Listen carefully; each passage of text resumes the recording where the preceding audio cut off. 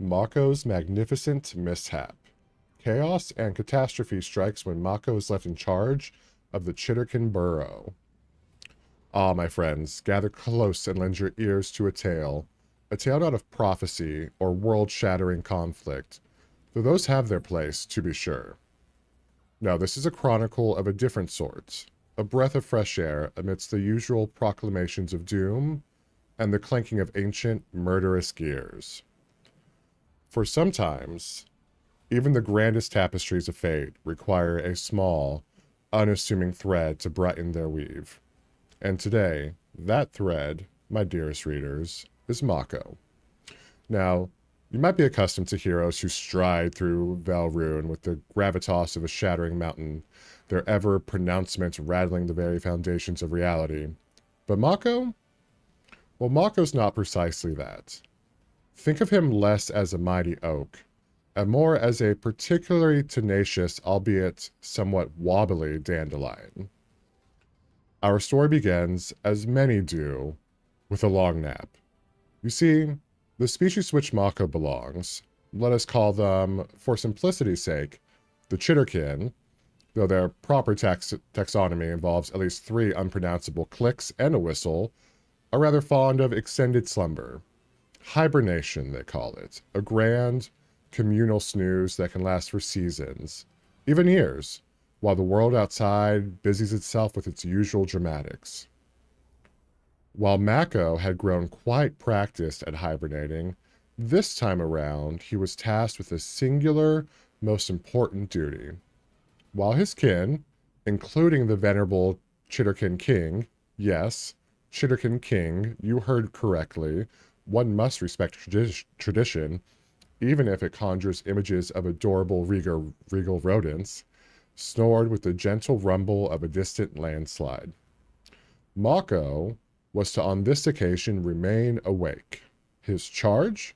The guardianship of the royal burrow, and more specifically, the king's most prized possession, the crown of glistening roots, adorned with a precious rainbow of gemstones that sparkled like captured starlight. Now, Mako, bless his big fuzzy ears, was not without enthusiasm. But, alas, enthusiasm and grace are not always bedfellows. The problem, you see, was the sheer, magnetic allure of the Chitter King's crown. It wasn't just twisting vines and sparkling stones, it was the symbol of everything grand, glittering, and important. And that, my friends, is why Mako found himself possessed by a terrible, silent, and entirely irresistible urge to try it on.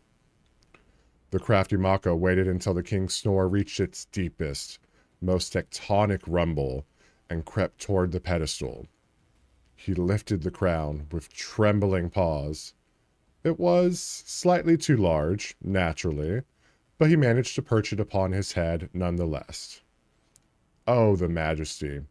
He puffed out his chest, took a deep breath, kingly breath, and began a slow, dignified, regal parade around the silent subterranean chamber.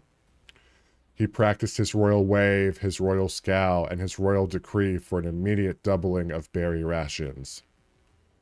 He might have stopped there, a small victory of his imagination, but in the grand finale of his solitary coronation, he attempted a magnificent kingly pirouette. And this, readers, is where physics, gravity, and Mako's inherent clumsiness collide with all the grace of a marauding ogre after 3 kegs of Thalamore ale.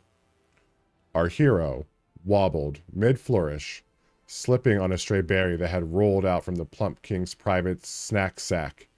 The crown atop Mako's head, remember how I distinctively drew attention to it being an ill fit for our fuzzy friend?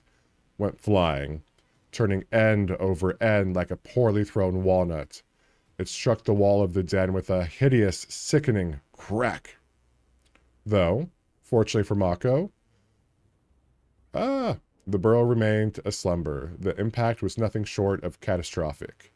The magnificent royal gemstones, each one representing an important chapter in the burrow's ancient heritage, had been launched from their settings. They didn't just scatter. Many of them were cracked by the force of the collision, while the few intact ones rolled swiftly into the sacred subterranean river that ran beneath the burrow. They were, to put it politely, lost to the entropy of the present moment. Maco stared, his eyes wide, and his whiskers twitching with a mixture of dawning horror and profound regret as the consequences of his actions finally made themselves known. And where there were consequences, Maco knew that trailing shortly behind like a grim, inevitable shadow would be the scolding. To Chitterkind, there were few punishments more severe than the scolding, a punishment usually reserved for only the most delinquent of his kind, whispered of in hushed tones even by the bravest of tunnel scouts. This was no mere lecture, understand, but instead a thunderous condemnation. It was the absolute, ultimate, royal telling off, and the very thought of it sent shivers down his tiny spine. A dressing down from a freshly woken Chitterkin monarch was an event to be avoided at all costs, perhaps even at the cost of adventuring through the wider world. And so, Maco made a decision. A heroic decision, some might say, though truthfully it was closer to desperate self-preservation. He would leave the burrow, find replacement jewels, and return before the monarch's first yawn. And he wouldn't return with mere rocks. No.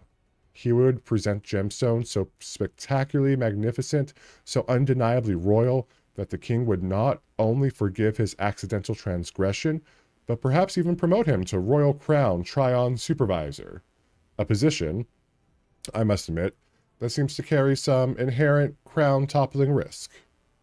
And with that, reader, Maco set his tiny face towards the sun, embarking on a grand tour of Velrune, a world teeming with perils, wonders, and an astonishing abundance of shinies.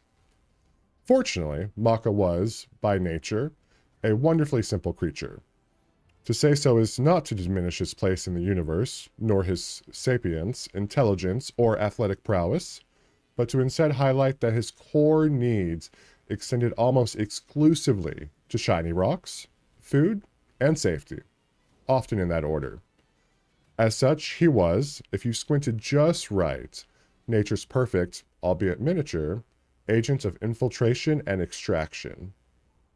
Perhaps this one task was what he was born for, or perhaps the fear of the royal telling off simply focused his considerable, if previously undirected, talents. Either way, Maco would succeed. His journey, as you might imagine, was not without its moments. He stumbled, he tripped, he caused 3 minor ecological disasters, and 1 major shift in local politics, all without ever once intending to. But those, my dearest listeners, are tales for another day. Tales of how Maco, the Chitterkin, the clumsy guardian turned traveling rogue, tricked a brooding Gideon out of a magnificent arcane crystal. Tales of the time he pilfered the shiniest ruby right from beneath the nose of a hoarding dragon. And of course, the truly magnificent story of how he solved Rowark's mining disparities by removing the exact load-bearing rock that would leave a certain irritable brute trapped for months. For now, the only thing that matters is that the crown of glistening roots remains incomplete. The monarch slumbers, and Maco is already well on his way to making good on his mistake, one spectacularly magnificent rock at a time. Words by Echo Seeker Kari.